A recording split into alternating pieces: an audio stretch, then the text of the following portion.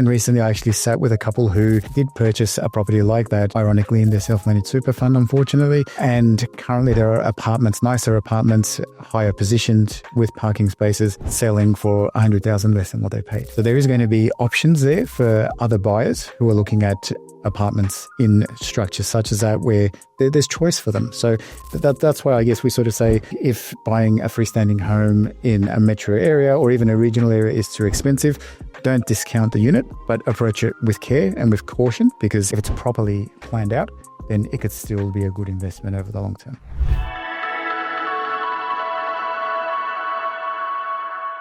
So welcome back to Building Generational Wealth Through Property. I'm your co-host, George Churchin from James Chess Buyers Advocacy. I'm here with Sandeep George from FinSource. How are you, Sandeep? I'm good, George. How are you doing? Very well, thank you. Good to be back at it with you again today. Yes, I think some great feedback from the audience on what they would like to hear and what we have been sharing insights on. So really excited for another episode of George. Absolutely. So today we're going to be covering off on the different types of investment assets, so specifically different types of property, residential property, that one can consider through their investment journey. Yeah. So last episode, George, we touched upon the higher level strategy, like how much time have we got, what do we want to achieve, what is our end game, and working towards the end game, right? Yes. So that is a high level strategy. Now within that strategy comes every steps, every 12 months, 18 months, 24 months time. And in that, acquiring the right type of assets in the right region or right state or right geography is key. Absolutely. And that's where I think we will discuss today. But before we go any further, George, again, a disclaimer, this is not financial advice. Please do not treat this as financial advice. Please consult your accountant, financial planner, sit down with your mortgage brokers, buyer's agents, strategists to discuss the strategy thoroughly before you make any moves. So please do not listen to this and take any step without understanding whether that fits your strategy at that particular time. Absolutely. So let's get started, George. So yeah, a lot of people ask that, yes, we are ready to buy our first property. What should be our first property, where it should be, what type of property it can be. And from a buyer's agent's perspective, as people want to acquire fast, I think we need those properties which have got good capital growth with sustainable holding cost. So what are your thoughts? Then what type of properties, the apartments, townhouses, freestanding houses, duplexes, commercial properties, bigger land? What are your thoughts on that? Absolutely. And I guess to caveat that a little bit, I guess, before we sort of get stuck into it as well, is like we were saying last time, everyone comes from a different sort of speed. Everyone has a different financial background. So it's important to make an investment in line with your position, right? So I guess if I am an investor and I'm listening to this going, well, I've just started out, or I'm in a position to invest in a particular type of asset, but all the messaging I'm consuming says, don't buy that asset. You kind of need to get some context around, what that messaging is, who's providing it. And it doesn't necessarily mean you should not invest in property if all you can afford is an apartment, for example. So with that said... so affordability is a key thing. Absolutely it is. Absolutely. Because I would wish for a $2 million house when my broker says to me, we can only afford a $700,000 or $800,000 purchase at this stage. Absolutely right. So for example, and that's classic, metro versus regional investment, right? So depending on who you listen to, there are a lot of very loud voices around one over the other. But again, that is just their personal preference, their personal bias, the position they're in. So if I'm listening to that going, well, I can only afford sort of regional, provided I do my due diligence correctly and my research correctly, then that could still be quite a successful path for someone. If I can't afford a metropolitan investment in Metro Sydney, Brisbane, Gold Coast, wherever, it doesn't mean I should sit out and investment isn't for me. It's how do I adapt and still participate? How do I adapt and still build my goals within the means that I have? Yeah, and that's key, I think, George, because you just can't sit down and say, no, that's not for me. I would either buy a house in 4 years' time and sit and do nothing now. You're just losing that window of opportunity there. Absolutely. And if you're in a position to take some action now, that's better than waiting in 4 years, because ultimately what will happen is the rate that property will appreciate in 4 years' time in the metro area will be far higher and a lot faster than the rate you can save that extra deposit, right? So I think being in the market is probably sort of more important than trying to time it, and being in the market within your means as well. So, in saying that, I personally believe no property is good or bad. Everything has its place and its time. So, a house, townhouse, apartment, a brand new house and land package, or established home. Again, we are personally, we are believers of established properties rather than going into projects where the delivery takes 1.5, 2 years, right? Absolutely agree. I think, like you said very correctly, there's a time and place for everything. But when we're sort of sitting in front of clients and prospective clients, and I know some of our mutual clients that we've supported, we're typically sort of dealing in established properties. So existing dwellings that are already there in good, strong markets. And we look at fundamentals. So, we like assets that can essentially be occupied almost as is, maybe with some minor upgrade. Cosmetic upgrades, cosmetic repairs. Absolutely. And that can form part of a longer term strategy for later, right? So we're sort of at the acquisition phase, we're having a look and going, can I rent this house now, maybe with some cosmetic repairs in the short term, but then, medium to long term, can I add improvements to this and, increase my capital gain or grow my equity holding as a result? So we factor all of that in. So low set brick properties, and we want a nice sort of land holding, because ultimately, with all things being equal, and if I can sort of have my cake and eat it too, then it's the land that will do the heavy lifting. It will appreciate in value while the structure on it depreciates, of course.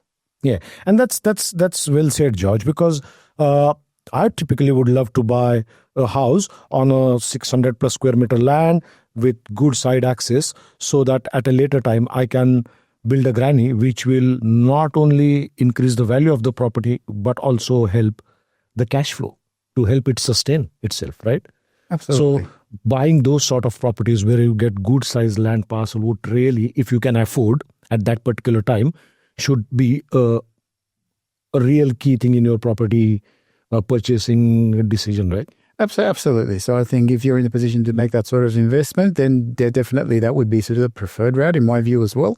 I think going back to what we were saying at the start, everyone has a bit of a starting point. So it doesn't necessarily mean we will discount what that starting point looks like and what type of asset we can secure at that. So again, my personal philosophy is never sort of a house and land package, because you probably sort of pay more of a premium upfront for something like that.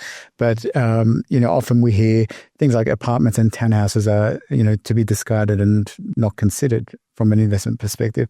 I guess what I would say to that is, if I have the means to only purchase an apartment as my initial investment or my second investment, then I wouldn't discard that. So I would bring the fundamentals that you were just speaking of. So that land to structure or the land to dwelling ratio is very much important. So will I go and buy a brand new development, in Parramatta or Waterloo's and somewhere like that, where there are 200, 300 apartments in the development on 1,000 square meter block?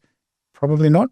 But would I sort of consider a old sort of red brick building that has 6 units with an internal staircase, low maintenance, low structure? No swimming pools, no tennis courts. Absolutely, which is all nice if you're living there. But from a investor perspective, we need to be mindful of our holding costs.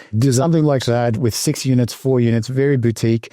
I think there's still a place for that in a portfolio, because, of course, you can add value to it. Yeah, and as you rightly said, old red brick apartment block where got 6, 8, 12, 15, 20 units. Not too bad. The maintenance would be low.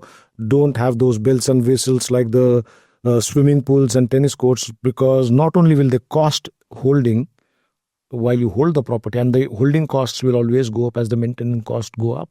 And when you want to exit becomes a difficult thing, because then these overheads do not appeal to certain buyers. So when you buy a property, you need to know if I'm buying this unit at the moment, apartment at the moment, which I want to, because I cannot afford to go and buy the next big house at this stage, then if this unit is to be bought now, what is the strategy with this unit? How long I want to hold?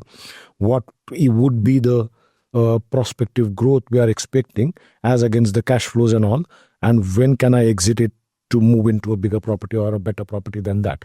So that's where I think it's a key to understand that these types of properties are not bad. However, they need to be very carefully thought about before one enters into them. Is that correct? Absolutely. So at that entry point, we already need to sort of factor in what our exit strategy looks like and who is that property going to appeal to. So for example, if we're considering an apartment investment, for example, in Cairns, where, you might be a fair way away from the beach, not even walking distance, and you've got a strata sort of payment of $7,000 to $8,000 a quarter plus insurance costs on top of that, is that really sort of the right investment? I'm going to say most likely not.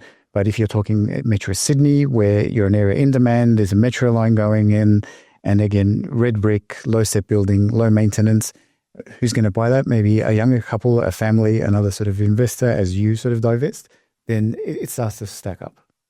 And when it comes to unit, would it be safe to say that, as I said, no property is good or bad, but would it be safe to say that stay away from the high density sort of dwellings where there is a couple of towers with about 20 stories and about 200 odd units?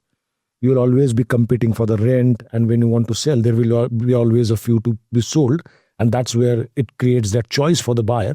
Absolutely. And you do not get what you really want to get, right? Absolutely. And it's very sort of simple to put some validation around that. I personally would very much sort of suggest staying away from those types of apartment blocks for the reasons you mentioned. And recently I actually sat with a couple who did purchase a property like that, ironically in their self-managed super fund, unfortunately. And currently there are apartments, nicer apartments, higher positioned with parking spaces, selling for $100,000 less than what they paid. So there is going to be options there for other buyers who are looking at apartments in structures such as that where there's choice for them. So that's why I guess we sort of say, look, if buying a freestanding home in a metro area or even a regional area is too expensive, don't discount the unit, but approach it with care and with caution, because if it's properly planned out, then it could still be a good investment over the long term. Yeah, and look, when it comes to lending as well, George, the lenders are a bit cautious when lending to high density apartments. There are rules on the loan to value ratios, as they say, that they will not lend more than X amount in this type of development, right? Yes. And a lot of lenders also have a certain amount of exposure already there. So, well, with us, we always have multiple lender options. However, when the lender is cautious about it, that's when one needs to think. Absolutely. Is that the right way, or is that the right one to go? And other thing which I've seen in the off the plans, people just sign a contract and they have to sell when they have to, pay when they settle. However, most of these things are so much dragged out that I remember a client of mine signing a contract in 2019 before COVID, and they got the delivery of the apartment in 2023. Wow. And well, that wasn't their investment property. That was their principal place of residence. And they were happy that they got a real good deal and cheap one. But the other cost which they forgot to factor in is because of the delay in the delivery of that product, they had to pay that rent. Okay. If it was an investment property, you would lose that income or the capital growth you would have made in that time. Absolutely. So I personally like properties which can be settled soon. Yes. Something ready to move, ready to settle, ready to lock in and generate rent as soon as possible. Absolutely. And your thoughts on that? I completely agree. I think, a 12, 18 month or even longer in that scenario, time horizon is quite protracted. And a lot can change, from the deal itself to my financial position as the investor. Loss of joy. Yes. Absolutely. And then if you're contractually committed to something, things can get quite problematic where you lose your initial sort of deposit that you've put down. So again, I think there's an element where, speed in which we're able to sort of transact is important. It's something we look at as well. And so as a general rule for us and my own personal philosophy is we only deal in existing assets for these reasons. Yeah. And when it comes to lending as well, we need to make sure that buying a wrong type of asset shouldn't stop us from acquiring the next asset. Because as our strategy, building generational wealth, is about building certain number of assets, sustaining the holding costs while the property grows in value and allows you equity and next sort of step to go and acquire the next asset. right? Absolutely. And the holding cost is something we need to be mindful of, right? So I think a lot of the time it's very easily sort of discarded or disregarded and left to the side, but it can make or break your investment and your ability to, I guess, leap into your next one. So some of the typical holding costs that we look at are things like obviously property management fees, insurances. We look at ongoing sort of pest management. And then if, you have bought into an apartment type or a townhouse type sort of development, is there a strata cost? And that sort of thing. You've got your utilities, of course, council rates and so on. So these things do stack up, and it's important to sort of review them on a quarterly, 6 monthly basis, just to ensure that your outgoing expenses are not higher than they need to be. Yeah, and look, absolutely, those holding costs, they will always keep on rising as the maintenance building gets older and needs more attention. The lifts, the swimming pools and whatnot. The cost will always increase rather than going down. Yes. And that just puts a dent on your the capacity to hold it, right? Absolutely. So Sandeep, we were touching a little bit on the lenders who essentially sort of apply a tighter policy around some of these apartments and things of that nature, right? So if I'm an investor, I should probably look at that as a bit of a red flag, right? So what that basically tells me is the lender's looking out for itself. So then maybe I should do the same.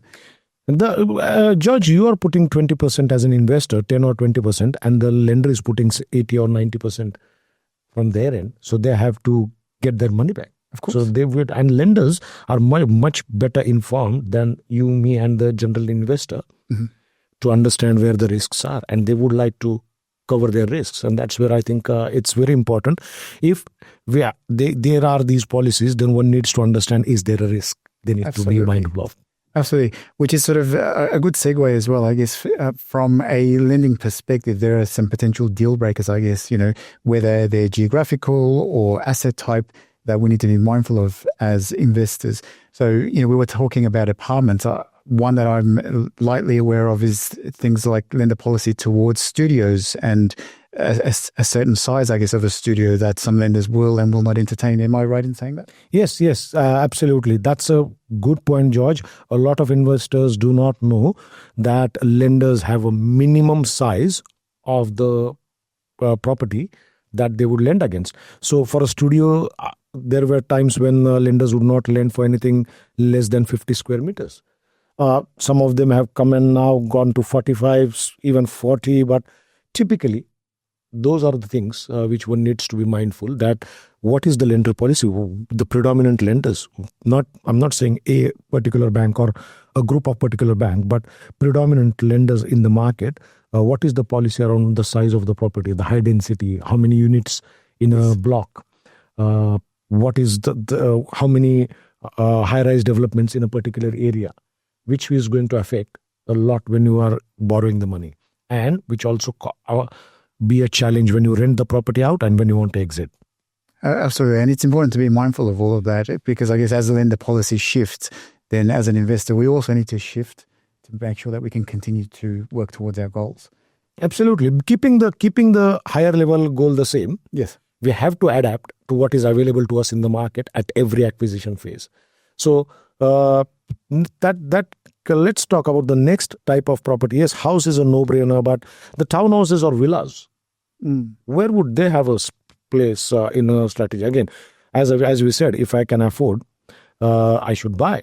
To give you a good example, 2015, I didn't have too much of a deposit. I was a single income earner and couldn't afford to buy a house. Yeah. And so I bought a 2-bedroom villa west of Brisbane for $175,000. That's what I could afford. It was rented for $250 a week. It was okay investment. If I would not have invested there, are you still holding that asset, Sam? I still hold that asset. I've been getting calls from real estate agents saying we can sell it for $550. So it's safe to say it's performed. It's outperformed my expectations a lot. It looks after itself. The debt has always been around that $150K. Every time the value goes up, we extract equity to buy another property, and the property price has gone up. The rent has gone about $450 a week. That's proof in the pudding. Absolutely. So that validates your point that every property has a time and place in your portfolio. So townhouses, villas, apartments do have time and place in your portfolio, because that is the time I could afford to do that. Absolutely. Absolutely. And I think, property investing, yes, it's numbers, it's real estate. But for me, more than that, it's about trade-offs. And, what am I willing to forego to get X or Y? And it's around sort of decisions as well. So, do I want a house with a large footprint and 600 square meter block of land, but my budget will only get me into a regional market? Then maybe that's something I should consider. But if I'm not willing to go to a regional market and I want to be in a metro area, then we look at it and go, is it then a townhouse? Is it a villa? Is it an apartment? And am I comfortable with that? So it's around sort of trade-offs and compromises as well, because ultimately we will have our wish list of things that we must have in a purchase. But then as important as that is, what are we willing to compromise on? Because ultimately your search can go on forever, even with the help of an expert. But investing within your means and then being able to compromise on either the location or asset type, I think makes a big difference on how successful you are. Yeah. So, that is where I think you're meeting with your tax man. A lot of people approach the tax accountant only for lodging tax returns. I would probably sit down with them probably around the March, April time for better tax planning. Yeah, I think so. It makes sense. I personally view my accountant as my CFO, right? Because ultimately they understand the numbers arguably better than what I would or an individual would, and it plays a key part in my decision making for the next financial year. Yeah, and likewise for us, like both of us have the same accountant, the no other than the legend Manzurul Khan, the founder director of KHI Partners, an investor himself, and I sit down with him thrice a year. Not only for the lodging the tax, but visiting a strategy, not only for my business or the growth of the business, but my personal portfolio, where I am, how are we tracking, what was our original plan, if the plan needs to adjust because things have changed, things have gone better or things have gone worse, and things can accelerate or things can take a back seat. So that is where I think smart investors would definitely should sit down with their accountant, financial broker, very frequently, at least once a year, see their financial advisor. Agreed. To make sure their insurances are right, because a lot of people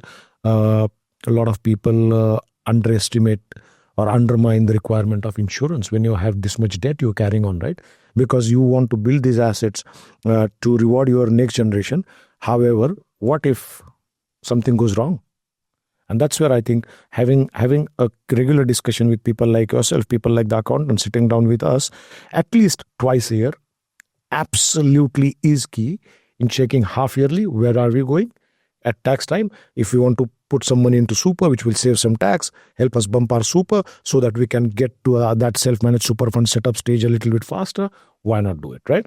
Absolutely. And it's that review process, I think, which is sort of quite a healthy practice to get into. And it's something that a lot of the time people may leave to the end of year, which is completely fine. But doing it is very, very important, because ultimately, you may have a plan of what your next purchase may look like and when, but that review process is really what will validate, are you in fact ready for that? Do you need to defer?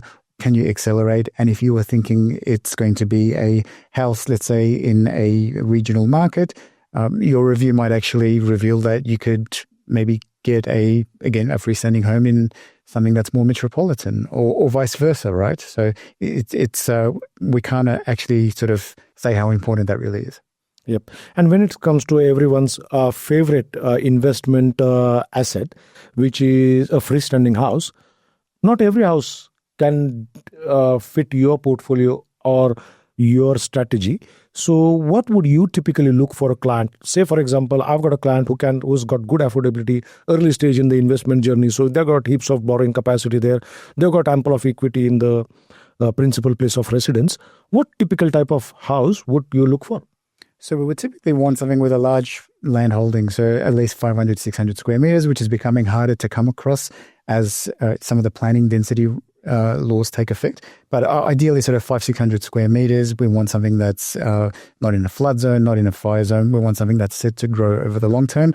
But also from my personal strategy perspective, what I talk to clients about is how do we future-proof this, right? So we're going to buy this with a long-term view, but what can we do with it? So ultimately, if we're looking at an asset and it's been heavily renovated, it's had the kitchen done, the bathroom done, the floor done, it smells of brand new paint, then you're probably sort of helping another investor make money. So we want to avoid that. But can we get something that's functional that we can add value to? Can we do a cosmetic renovation in these areas, in 5 years, for example? Then that's the sort of asset that we want to go for, because once we can add value to it, it will help us essentially accelerate that equity growth and the capital growth as well.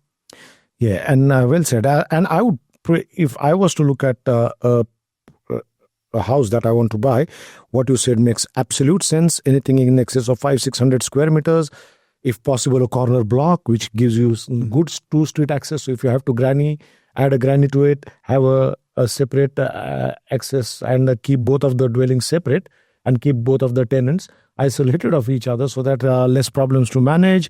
Both of them typically getting a individual sort of dwelling, something, something with two-story access, two-street access, something with a potential to subdivide and add another dwelling at the back. Absolutely. So in the acquisition stage, as we say to a lot of investors, the value is when you buy it really well, rather than buying and hoping. Absolutely. I think so. Buying and hoping is not really a strategy, right? I'm sure you would agree. So typically we want to sort of future-proof at the time of the acquisition. So, and when that's done, so even if we are at the start of our investment journey and it's our first, second or third investment property, and we eventually will move into our consolidation phase, some of those activities that you touched on is very much consolidation phase activity, right? So it's grown a certain amount. Now, how can I go and extract more value out of this property? So granny flats, again, renovations, being a little bit creative with how we sort of present the property. And then also, if your risk tolerance allows you to, then exploring some subdivision opportunities as well. Absolutely. And that's a key part in your portfolio building, is because when you got the borrowing capacity, when you got the equity there, rather than wasting time in building those grannies, then go on acquiring at this stage. And then later on, when you're running close to that borrowing capacity limits and all, that is when these things can come into play and you can build at the back, right? However, making sure you look for a property that fits these parameters is absolutely key. It's future-proofing, absolutely. So for us and our approach, it's 101. We do want to sort of make sure that we are planning ahead for our clients. So even if it's something that they're not factoring in immediately themselves, we do point out that there is an opportunity there down the track. Don't need to worry about it now, but if it's a lever you want to pull, then you certainly can in years to come. Yeah, and in any portfolio, you can have a combination of houses, townhouses, apartments, and metro and regional. So that brings me to a question for you about investing in regional areas. I personally would not have all my portfolio in regional, but I may have a property or two in the regionals. So what is good regional, or what is way too regional in terms of investment for you? Yeah, absolutely. I'd say way too regional would be sort of the classic example of mining towns. So if you do go too rural, then chances are that the suburb or the region is basically sort of reliant on one employment opportunity or one employment avenue, right? So from a investment perspective, that's quite risky. And you typically find that the long-term performance of areas like this, unless they go through gentrification and change, will probably, they won't grow at a rate that we want them to, or the timeline for that growth would be much longer than what we need. So typically anything that is a mining town or a one employment sector, we tend to avoid.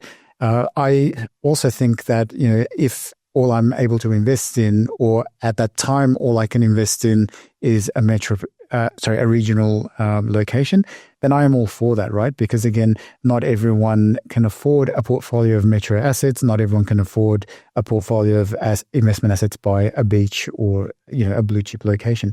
So regional markets over the last few years, areas where we've sort of explored, going back a few years now, are parts of Queensland. So places historically like Rockhampton, Townsville, We've looked at Toowoomba. We've looked at the Gold Coast as well. We've looked at Moreton Bay. So all of these have had strong growth prospects. At the moment, we're looking at places like Victoria for clients who have a longer sort of appetite and don't need to see an immediate sort of return. So there are markets within Victoria that we're looking at, again, that are considered to be sort of regional. So your Frankstons, your Ballarats, your Bendigos. So personally, we've always sort of stayed out of the WA market. I think I'm old enough to remember sort of early 2000s. Oh my God. Where the Perth median was higher than Sydney, right? Yes. And the mining boom.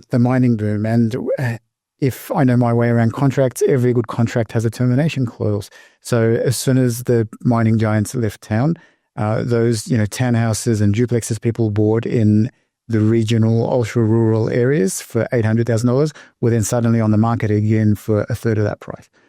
So you don't want to be in that position. And, whether that happens to you at the start of your investment journey, it will certainly stunt your growth. So you're going to have to essentially sell at a loss, start again. And there's obviously a huge cost to that. Or if you make a mistake like that towards the end of your journey, then it could also make that retirement phase a lot more challenging for less people. Yeah. And that's where, the metros, the regionals, having the fundamentals, understanding the fundamentals of that region, where is the employment coming from, is absolutely key when making sure people are investing in the right area, because you don't want to buy an asset which will just hold your growth or acquisition altogether by being a challenging to that. As you rightly said, places like Toowoomba, Moreton Bay, Frankston, Ballarat, not bad options. No. Some great deals coming up there.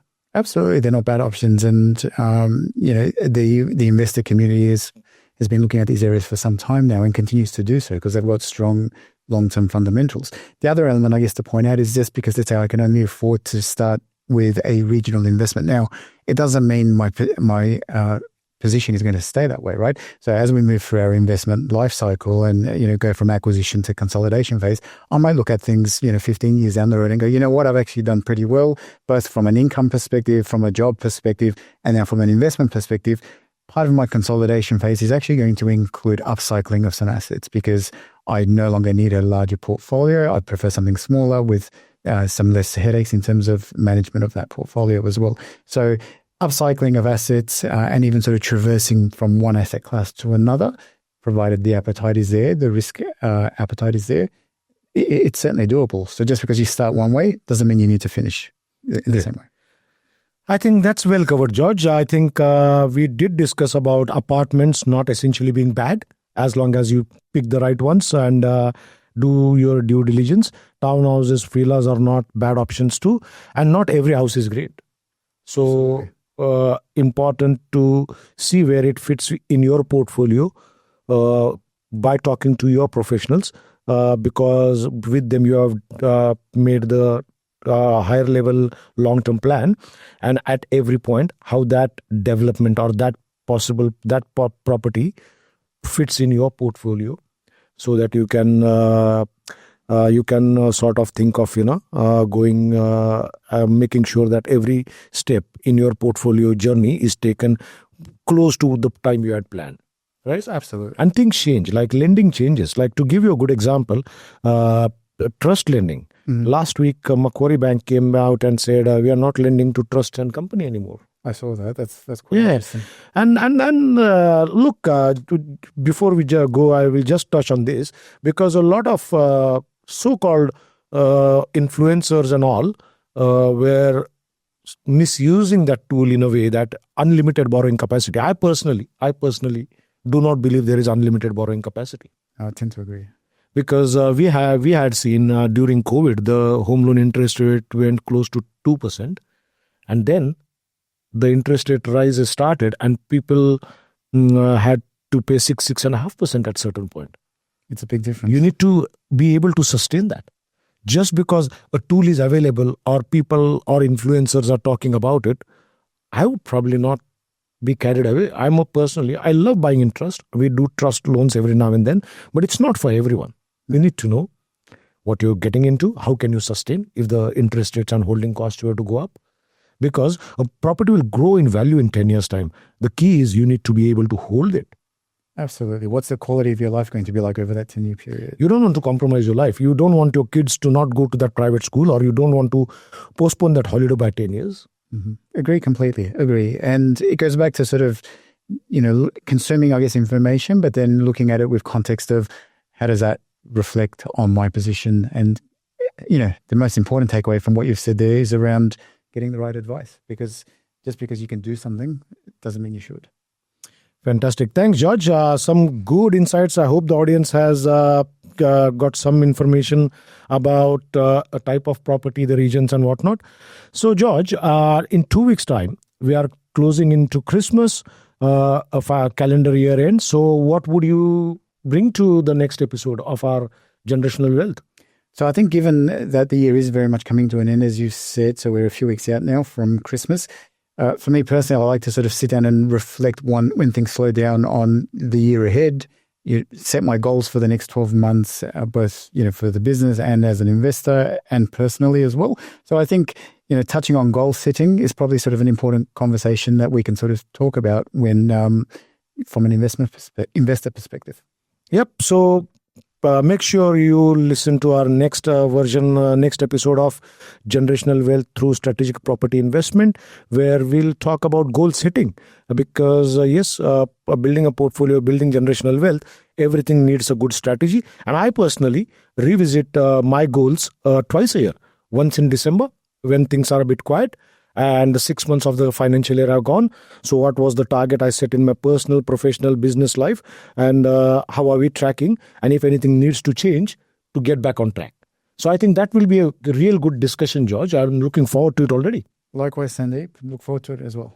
Thanks, George. Thanks very much. And thanks everyone for tuning into this episode, and see you in the next one. Thank you.